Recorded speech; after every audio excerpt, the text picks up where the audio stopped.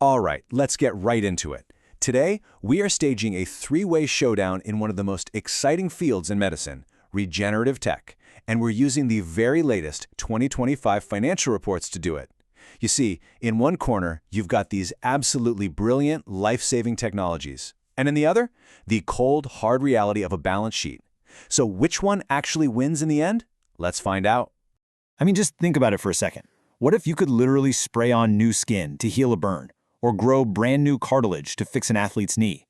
No, this isn't some sci-fi movie. This is the real deal work of three companies that are basically the Teslas of healthcare.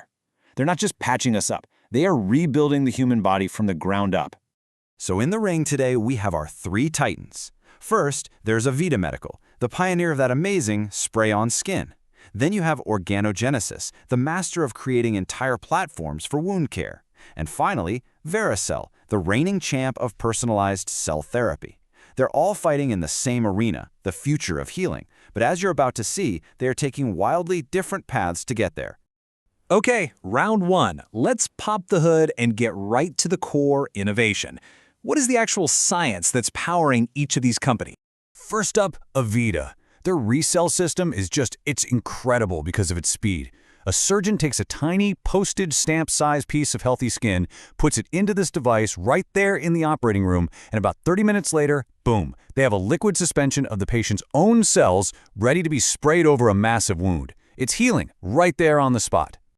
Now, check out the contrast with Vericel. Their method is the total opposite of AVITA's point-of-care approach. For their main product, MASI, a surgeon sends a tiny sample of a patient's knee cartilage to Vericel's high-tech labs. Then, for several weeks, they grow millions of new cartilage cells, layer them onto a scaffold, and ship a living, breathing, personalized implant back to the hospital. It is meticulous, it's custom, and it's all about the lab. And then there's Organogenesis, and they're playing a completely different game. They built their whole business around a single, powerful raw material, human placental tissue. Using their own special tech, they can turn that one source material into a whole range of different products. Everything from wound coverings to surgical products to orthopedic injections. It's a classic platform play. One core idea, many different ways to make money. So we've seen the tech, and it's amazing. But incredible science is one thing, building a huge business from it is something else entirely. So let's get to round two and see how their game plans stack up. AVITA's strategy is all about one word: automation. Their first device was brilliant, but it took some serious training to use. Their new RCEL Go system, though, it automates the tricky parts, making it so simple that it can move out of the specialized burn unit and into the hands of pretty much any doctor in any ER. The goal is to take this incredible niche tech and make it an everyday tool. Organogenesis, on the other hand, is the shark in the water. Their strategy is simple: grow fast by buying other companies. Instead of inventing everything themselves, they just acquire other businesses, like New Tech Medical, to quickly bolt on new products, new sales forces, and most importantly, new revenue. It's a high-speed path to becoming a giant in the market. And this is where you really see the difference with Vericel. They are the patient, careful grower. Vericel's plan is to invest in themselves. They build their own massive manufacturing centers and pour money into making their existing products even better, like creating new tools for less invasive surgery. They're not buying a kingdom, they're building a fortress, brick by brick. Tech, check. Strategy, check. Okay, now for the final round, and this is where the story really takes a fascinating and dramatic turn. We're going deep into their 2025 financials. This is where the hype stops and the numbers start talking. Let's start with Organogenesis, the big revenue generator of the group. On paper, they look fantastic. But any good analyst knows you have to ask one simple, crucial question. If you're selling so much stuff, where's the actual cash? And here it is, the first huge red flag. In 2025, Organogenesis's revenue grew by a very healthy 17%. But now look at that second bar. Their accounts receivable, that's the money that customers owe them, grew by a mind-boggling 98%.